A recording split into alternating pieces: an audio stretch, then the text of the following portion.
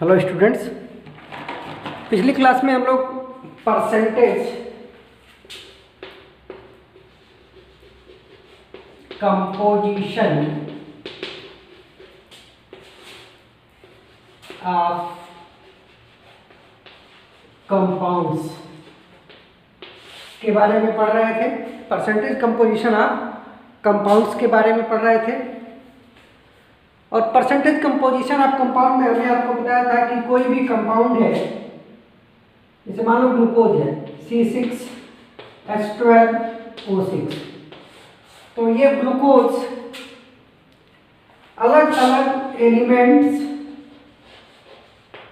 जैसे कि ग्लूकोज में एलिमेंट कौन कौन से हैं, कार्बन, हाइड्रोजन और ऑक्सीजन, ये एलिमेंट से मिलके बना है।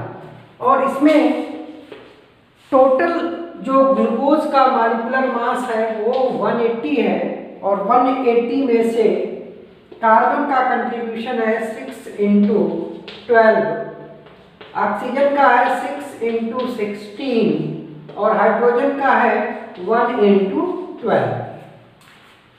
तो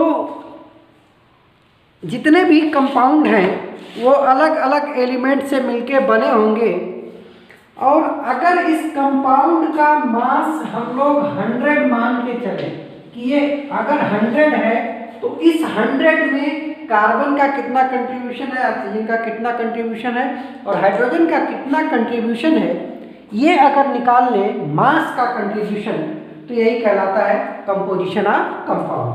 ठीक है, तो एक्चुअल में कंपोजिशन ऑफ कंपाउंड में अलग अलग एलिमेंट का हम लोग मास परसेंटेज निकालते हैं। ठीक है, तो जनरल फार्मूला हमने देखा था कि मास परसेंट मास ऑफ एलिमेंट, तो इसके लिए हमने क्या किया था, निकाला था मास ऑफ एलिमेंट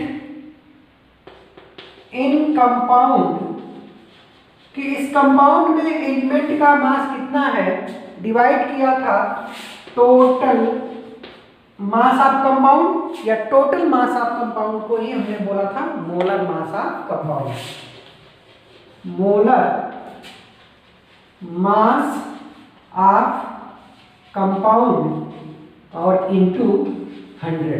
तो ये आ गया था फार्मूला हमारे पास। ठीक है, अब इस फार्मूले को और जनरलाइज करें तो mass of element in compound कैसे निकालेंगे, ये होगा एक एटॉमिसिटी इनटू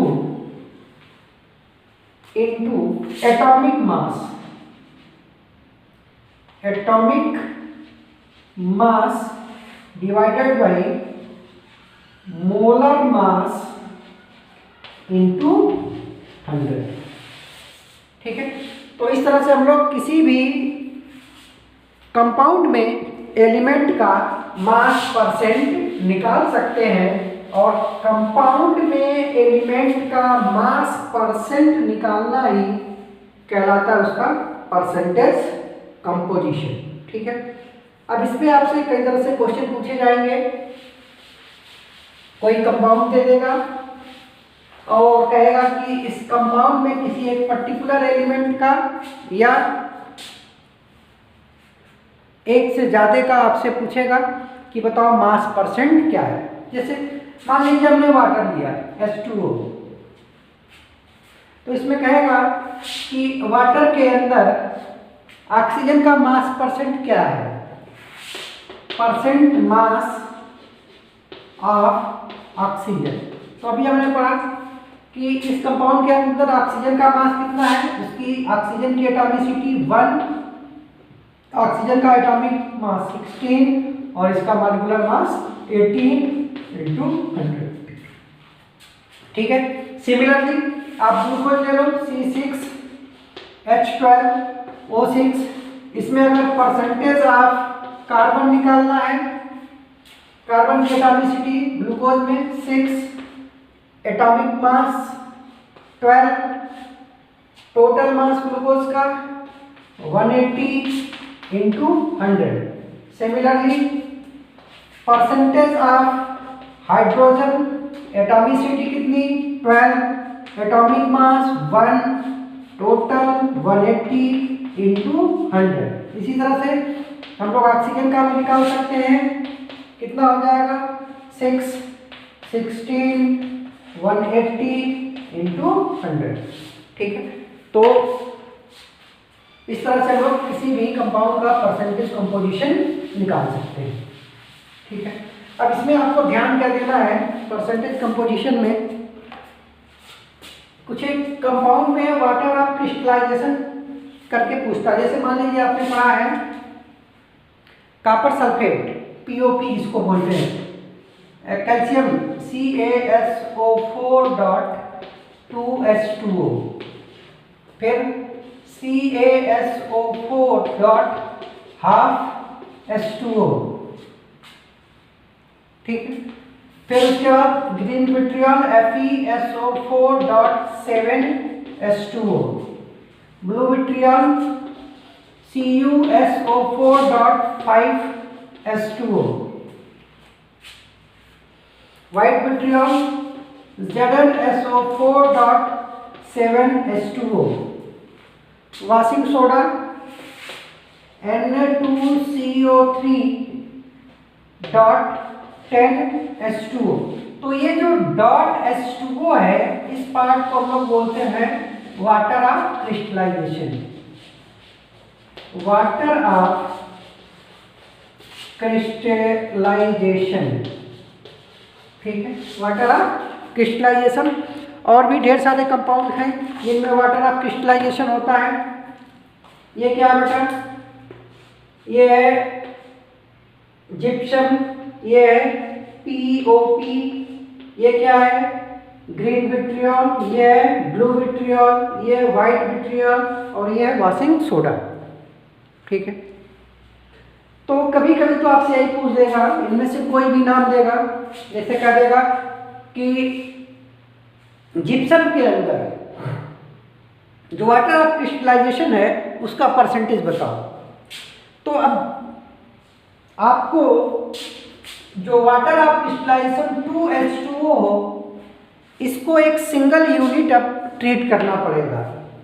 ठीक है, जैसे हम एक आपको करके बता दे रहे हैं, बाकी सब में आप खुद ही निकालना कि percentage of water of crystallization in gypsum. तो अब 2H2O एक सिंगल यूनिट हो जाएगी और इसका मास रखेंगे तो 2 × 18 और नीचे टोटल रखेंगे, कैल्शियम का कितना हो जाएगा 40, सल्फर का हो जाएगा 32 और 4 ऑक्सीजन है 16, 32, 48, 64 प्लस 2 × 18 और ये हो जाएगा 100। ठीक है, तो ये तो हो गया परसेंटेज कंपोजिशन। ठीक है, अब ये कुछ कंपाउंड्स हैं, इनके वाटर ऑफ क्रिस्टलाइजेशन आपसे लिखे हैं। मान लीजिए इसी में हमें एक क्वेश्चन आपसे पूछ लें और ये क्वेश्चन आप तभी कर पाओगे जब सबका वाटर ऑफ क्रिस्टलाइजेशन का परसेंटेज निकालो। तो क्वेश्चन है विच ऑफ द फॉलोइंग, इनमें से ले लो, which of the following will have maximum percentage of water of crystallization, which of the following will have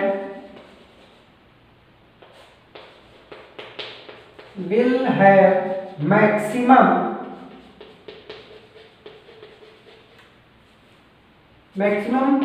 percentage of water of crystallization, कि इनमें से किसमें वाटर ऑफ क्रिस्टलाइजेशन का परसेंटेज सबसे ज़्यादा है।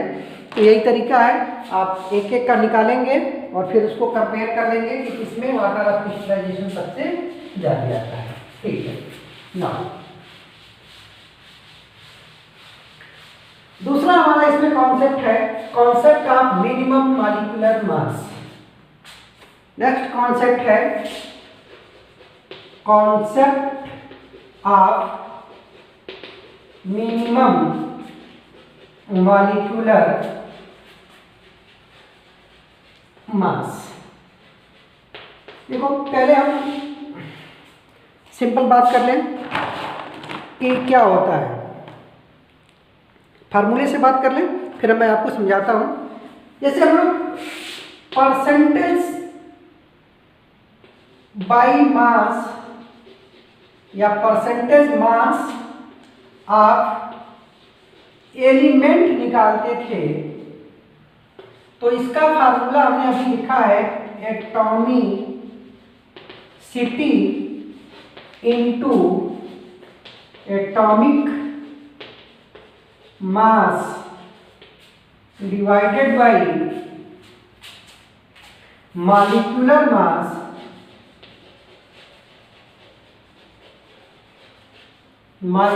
Mass into 100। किसी कंपाउंड में किसी एलिमेंट का परसेंट बाय मास निकालने का ये फार्मूला अभी हम लोगों ने पढ़ा है। अब इस फार्मूले में अगर एटॉमिसिटी आप 1 रख दो, if atomicity is equal to 1,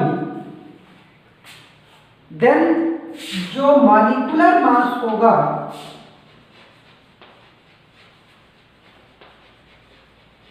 ये हो जाएगा मिनिमम मॉलिक्यूलर मास। तो अगर आप फार्मूले वाइज जाओ तो बहुत आसान है, आपको क्या करना है, अब ये एटॉमिसिटी 1 रख दिया, ये मिनिमम मॉलिक्यूलर मास हो जाएगा। तो किसी भी कंपाउंड का जो मिनिमम मॉलिक्यूलर मास होगा ये बनेगा, जो भी एलिमेंट आपको दिया गया है उसका atomic mass divided by percentage of element और इनटू 100। ये हमारा सिंपल फार्मूला बन गया कि किसी कंपाउंड का अगर आपको मिनिमम मॉलिक्यूलर मास दिया है या कैलकुलेट करना है with the help of atomic mass, तो इसका फार्मूला बनेगा मिनिमम मॉलिक्यूलर मास बराबर atomic mass divided by percentage of element into 100। जैसे एक क्वेश्चन से हम समझते हैं फार्मूला कैसे यूज करेंगे। जैसे आपसे पूछ दिया कि एक नाइट्रोजिनस कंपाउंड है, मान लीजिए मैंने आपसे क्वेश्चन पूछा, in a nitrogenous compound percentage of nitrogen is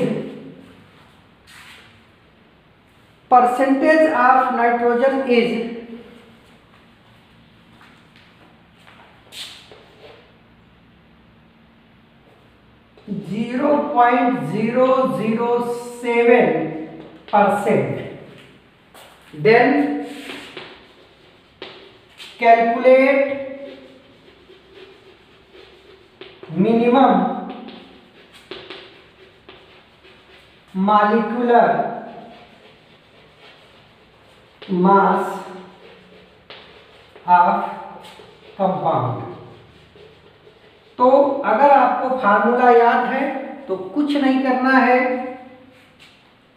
simple formula लगाएंगे, मिनिमम मॉलिक्यूलर मास बराबर जो एलिमेंट दिया है नाइट्रोजन, इसका एटॉमिक मास 14, एलिमेंट का परसेंटेज 0.007 इंटू 100, ये हो जाएगा 1 2 3 2 5, तो 14 into 10 to the power 5 divided by 7, तो ये आ जाएगा 2 इंटू 10 टू द पावर 5 और यही हो जाएगा आपका आंसर।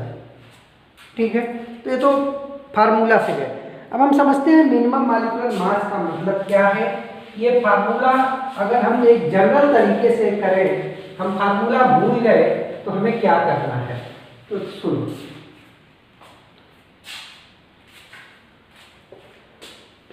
कॉन्सेप्ट क्या है इसका?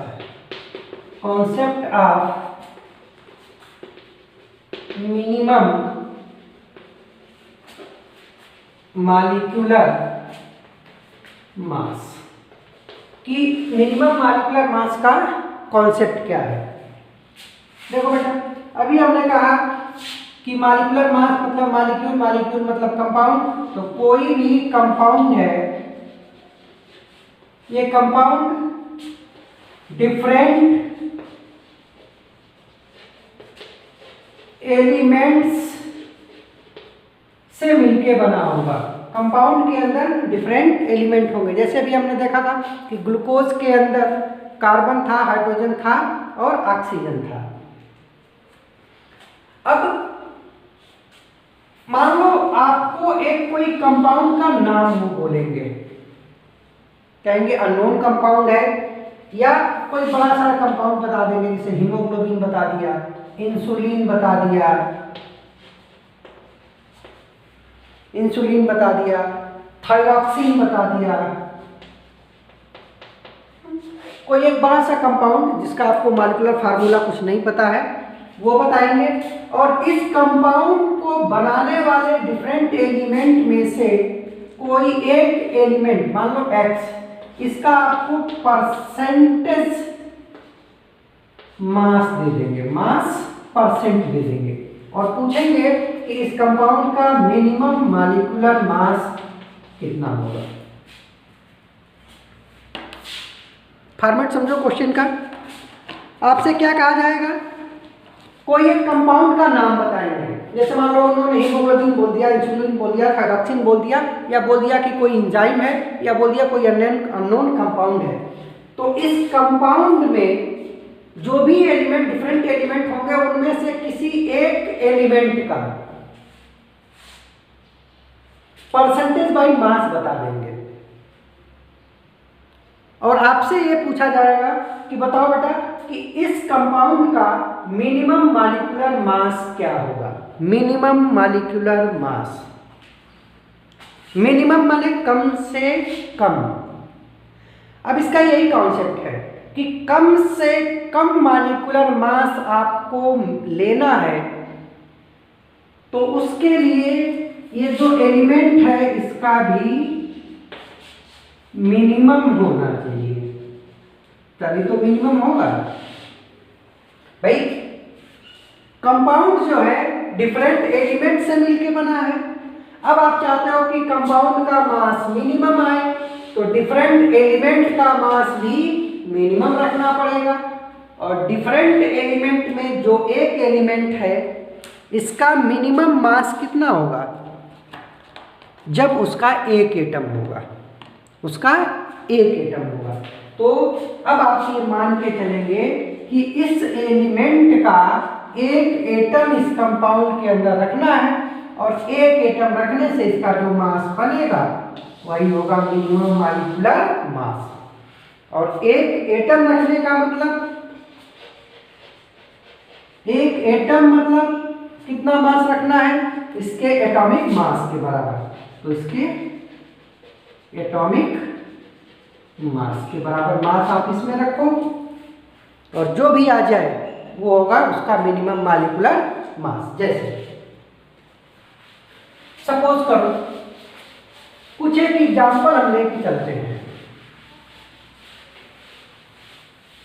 आपने सबने सुना है हीमोग्लोबिन,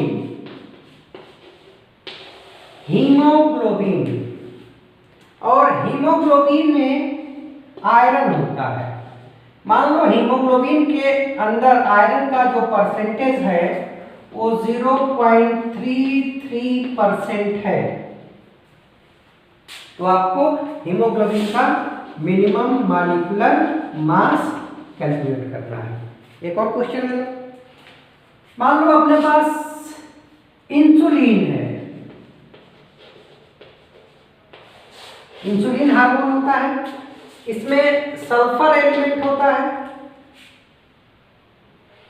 सपोज करो कि आपसे कह दिया गया कि सल्फर 3.2% है, तो इस इंसुलिन का मिनिमम मॉलिक्यूलर मास बताओ। अब हीमोग्लोबिन या इंसुलिन का मिनिमम मॉलिक्यूलर मास चाहिए, तो मिनिमम के लिए इसके जो एटम्स हैं, जो एलिमेंट है, उसका भी मिनिमम रखना पड़ेगा।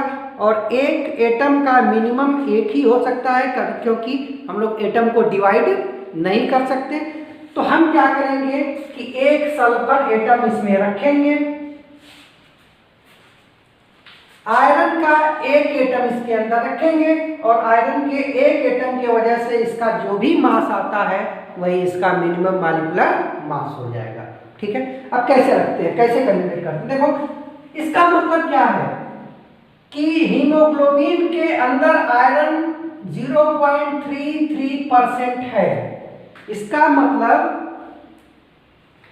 कि अगर आयरन आपको 0.33 ग्राम रखना है, तो हीमोग्लोबिन कितना होना चाहिए? 100 होना चाहिए। परसेंट का मतलब तो ये है ना कि ये 100 है तो आयरन इतना होगा। ठीक है, अगर हमको 1 रखना है तो कितना होना चाहिए? 100 अपॉन 0.33। तो हमें रखना कितना है? एक एटम रखना है, और एक एटम का मास कितना होगा? आयरन का 56। तो 56 रखने के लिए इसका मास कितना होगा? 56 इंटू 100 अपॉन 0.33, ये आंसर हो जाएगा।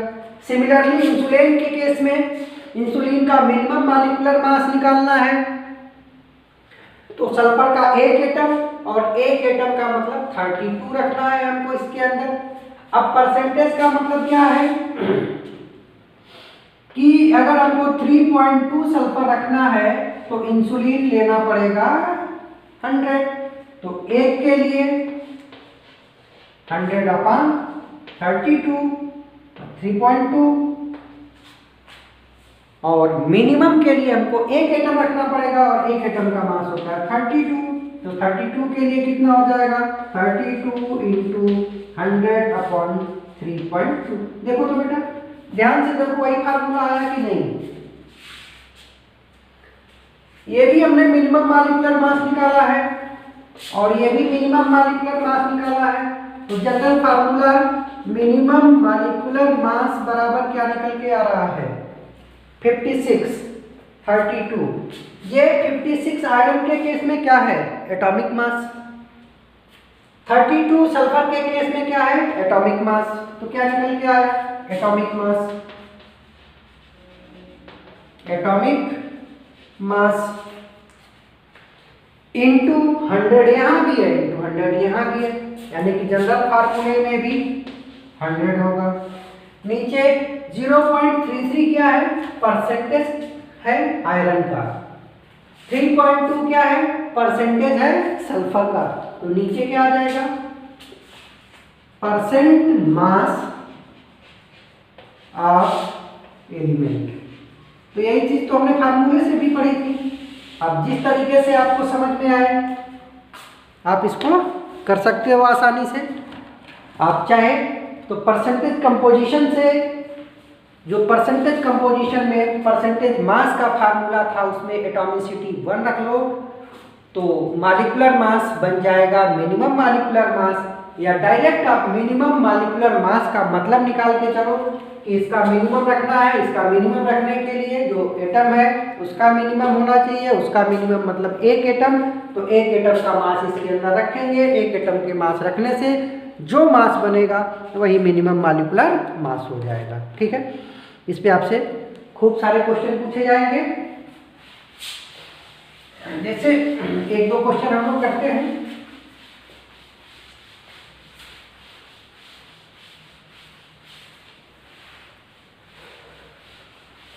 Minimum molecular mass,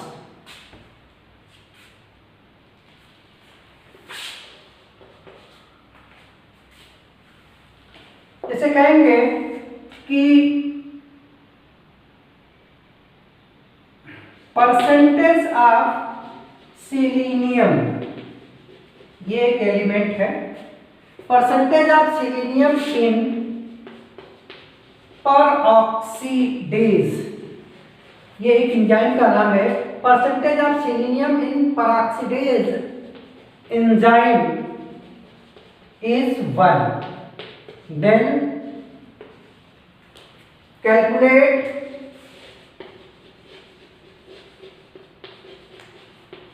minimum molecular mass of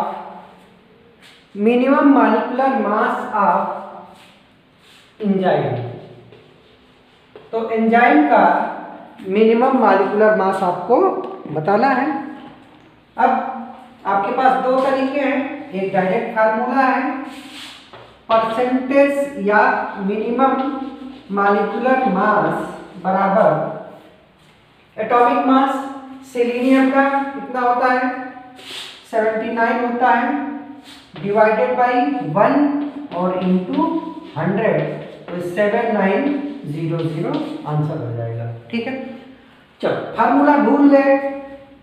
तो मिनिमम का मतलब कि सेलेनियम 1 रखा जाएगा और 1% है, इसका मतलब 1 सेलेनियम के लिए आपको एंजाइम लेना पड़ेगा 100। तो सेलेनियम का एक एटम के लिए आपको कितना रखना है 79, तो कितना हो जाएगा 100 इंटू 79, बात दोनों में सेम आई। ठीक है, तो ये है कॉन्सेप्ट ऑफ मिनिमम मॉलिक्यूलर मास। अब इसके बाद इसी से रिलेटेड एक दूसरा कॉन्सेप्ट है, वो है concept of expected molecular mass. ये तो मिनिमम था, अब एक्सपेक्टेड मॉलिक्यूलर मास क्या होगा। Concept of expected molecular mass. अब तक आपने मिनिमम निकाला, अब एक्सपेक्ट संभावित कि मॉलिक्यूलर मास की क्या क्या संभावनाएं हो सकती हैं। अब संभावना हम लोग कैसे निकालेंगे बेटा, देखो हम लोग जब मिनिमम मॉलिक्यूलर मास निकालते थे तो एटॉमिसिटी लेते थे 1। ठीक है, और हमने पिछले क्लासेस में पढ़ा है कि किसी भी कंपाउंड के अंदर जो एलिमेंट होते हैं वो एक सिंपल फिक्स जो एलिमेंट होते हैं, नंबर ऑफ एटम्स किसी एलिमेंट के, वो एक सिंपल फिक्स्ड और होल नंबर रेशियो में होते हैं। मतलब ये कभी एटम फ्रैक्शन में किसी एलिमेंट के अंदर नहीं हो सकते। हाँ, अब मैंने नॉन स्टैकियोमेट्रिक कंपाउंड की बात की थी, तो यहाँ पे हम लोग नॉन स्टैकियोमेट्रिक कंपाउंड की बात नहीं कर रहे हैं, जनरल हम लोग लेके चल रहे हैं। और इन जनरल किसी भी कंपाउंड के अंदर जो एलिमेंट का नंबर होगा वो हमेशा होल नंबर में होगा, वो कभी फ्रैक्शन में नहीं होगा, नेवर इन फ्रैक्शन। आप देख नहीं सकते, जो नॉन स्टैकियो जैसे वाटर है तो H2O 2 है, ग्लूकोज C6H12O6, तो ये होल नंबर है, होल नंबर में ही होंगे। तो कहने का मतलब कि किसी कंपाउंड के अंदर एटम्स का जो नंबर होगा वो हमेशा होल नंबर होगा। ठीक है, अब मिनिमम के लिए आप एटम 1 ले रहे हो तो एक्सपेक्टेड क्या होगा, एक्सपेक्टेड ये होगा मिनिमम के लिए 1 है तो एक्सपेक्टेड 2 हो सकता है, 3 हो सकता है, 4 हो सकता है, 5 हो सकता है, 6 हो सकता है, ऐसे करते करते n तक, जबकि n क्या है, एक होल नंबर है। ठीक है, मिनिमम के लिए आप एटॉमिसिटी 1 ले रहे हो और एक्सपेक्टेड के लिए एटॉमिसिटी 1, 2, 3, 4 कोई भी होल नंबर हो सकता है। तो इसी से आ जाएगा एक्सपेक्टेड मॉलिक्यूलर मास बराबर हो जाएगा minimum molecular mass into n। यहाँ पे n क्या है, कोई होल नंबर है। ठीक है, कहने का मतलब कि जब भी आपसे एक्सपेक्टेड मॉलिक्यूलर मास पूछेगा तो आप मिनिमम मॉलिक्यूलर मास कैलकुलेट करेंगे और उसी मिनिमम मॉलिक्यूलर मास के होल मल्टीपल में जो नंबर आएगा वही एक्सपेक्टेड। जैसे मान लीजिए आपने किसी कंपाउंड का मिनिमम मॉलिक्यूलर मास निकाला 400, मिनिमम मॉलिक्यूलर मास निकाला 400, तो एक्सपेक्टेड इसका होल मल्टीपल, तो एक तो 400 भी हो सकता है, 800 हो सकता है, 1200 हो सकता है, लेकिन 1000 नहीं हो सकता। क्यों? 1000 इसका होल नंबर मल्टीप्लिकेशन में नहीं आ रहा है। ये है, ये है, ये है। ठीक है, तो सिंपल सी बात है कि एक्सपेक्टेड मॉलिक्यूलर मास जो आएगा वो मिनिमम मॉलिक्यूलर मास के होल मल्टीपल में आएगा। n यहाँ पे कोई भी नंबर हो सकता है। ठीक है, तो ये था। अब इसके बाद नेक्स्ट हमारा जो काम है वो है आपने कंपाउंड के मॉलिक्यूलर फार्मूले से